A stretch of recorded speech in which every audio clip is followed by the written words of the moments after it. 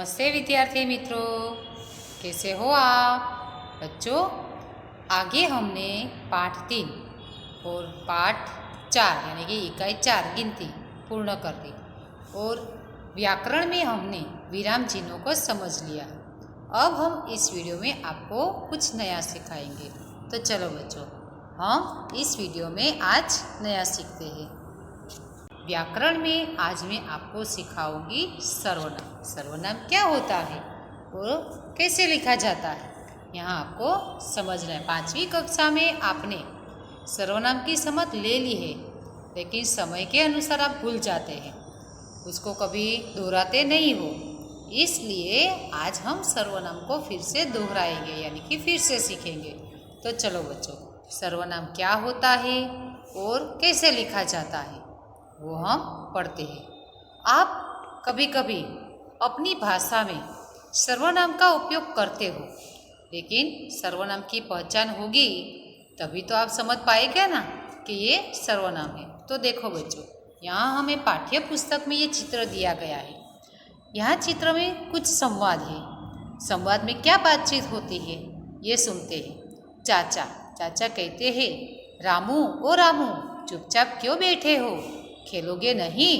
यहाँ बालक का नाम क्या है, रामू। रामू कहता है, नहीं, मेरा मन खेलने में नहीं लगता, मैं बड़ा होकर कलाकार बनना चाहता हूँ। चाचा, अरे हाँ, तुम तो चित्रकारी सीख रहे थे ना। यहाँ जो तुम्हें आप इन 3 वाक्यों में देखे, जो आपको घेरे रंग में जो अक्षर दिखाई देता है, उनके जो रेखा भी खींची हुई है, ये शब्द क्या है मैं आगे बताती हूँ। चलो। रामू कहता है, हाँ, लेकिन वह काम मुझे पसंद नहीं आया। चाचा, क्यों क्यों। रामू, एक दिन मैंने डॉक्टर गुलीवाला की दीवार पर भैंस का चित्र बनाया था। उन्होंने मेरी माँ से शिकायत की। कर दी। चाचा, अच्छा, तो यह बात है। रामू, चाचा जी, आप चित्रकार कैसे बने।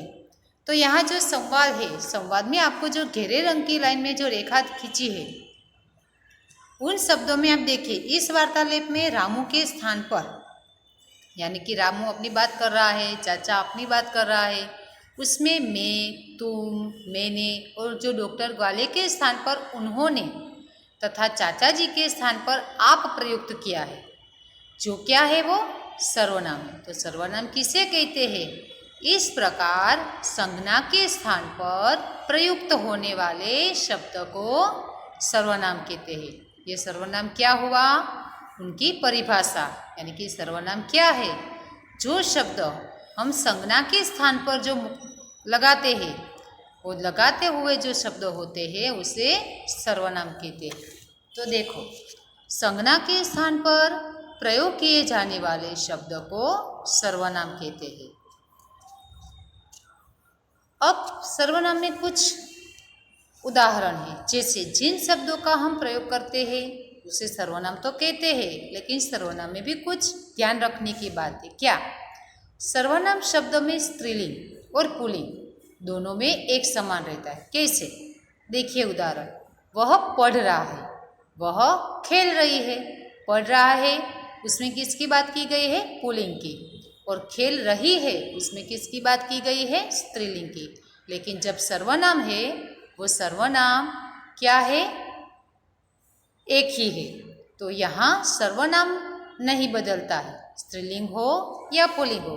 वैसे ही सर्वनाम में शब्दों में भी एक वचन और बहुवचन के 2 रूप होते हैं। जैसे एक वचन हो तो मैं, वह, तू, तुम, यह, उसे, ऐसे आदि शब्द का उपयोग करते हैं। और जब बहुवचन हो तो हम, ये, सब, तुम, ये, उन्हें, इन्हें, ऐसे शब्दों का हम उपयोग करते हैं। तो देखो बच्चों, अब सर्वनाम के जो कुछ रूप है, वो रूप आपको अपने नोट में लिखने हैं, क्योंकि उन्हीं से हमें आगे पढ़ना है। तो सर्वनाम के कई प्रकार है, लेकिन 6ठी कक्षा में और 5वीं कक्षा में आपके उसके प्रकार नहीं सीखने हैं। सिर्फ आपको यहाँ सर्वनाम की पहचान ही बतानी है, इसलिए उसके जो रूप है उनको आप अपनी नोट में लिख दीजिए। मैं, हम, मेरा, हमारा, मुझे, हमें, मुझ में, मेरे लिए, हमसे, हमारे लिए, तू, तुम, तुम्हारा, आप, आपका, आपसे, आपको, तुम्हें, तुम्हारी, ऐसे कई रूप आपको यहाँ लिखने होंगे। तो सर्वनाम क्या है? जब भी हम कुछ लिखते हैं तो नाम की जगह हम जो शब्द का प्रयोग करते हैं उसे सर्वनाम कहते हैं। यहाँ परिभाषा को दोहराने का मतलब है आप शब्दों को समझ पाए। यहाँ कुछ उदाहरण दिए गए हैं। आप कहाँ जा रहे हैं? तो आप में किसी का नाम नहीं दिया है, लेकिन क्या लिखा है? आप। तो आप क्या हुआ? सर्वनाम। चलो हम स्कूल चले, तो हम, तो यहाँ बहुवचन की बात है, लेकिन किसी का नाम नहीं दिया है कि कौन साथ में चल रहा है, तो हम क्या हुआ? सर्वनाम। आओ हम नदी पहाड़ खेलेंगे, तो हम है वो क्या हुआ? सर्वनाम। तुम्हें मेरी कविताएं अच्छी लगी, तो मेरी किसकी बात हो रही है? तो जो नाम की जगह हम जो शब्द का प्रयोग करते हैं उसे सर्वनाम कहते हैं। तो बच्चों, यहाँ हमें सर्वनाम की कुछ जानकारी ली। आप अपनी नोट में ये सभी चीज़, यानी कि ये जो जितना भी मैंने आपको यहाँ वीडियो में दिखाया है वो सभी आपको लिखना है।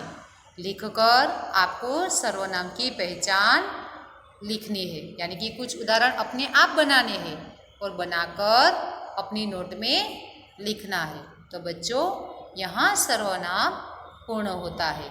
आगे के वीडियो में हम कुछ नया सीखेंगे। तब तक के लिए आप सबको धन्यवाद।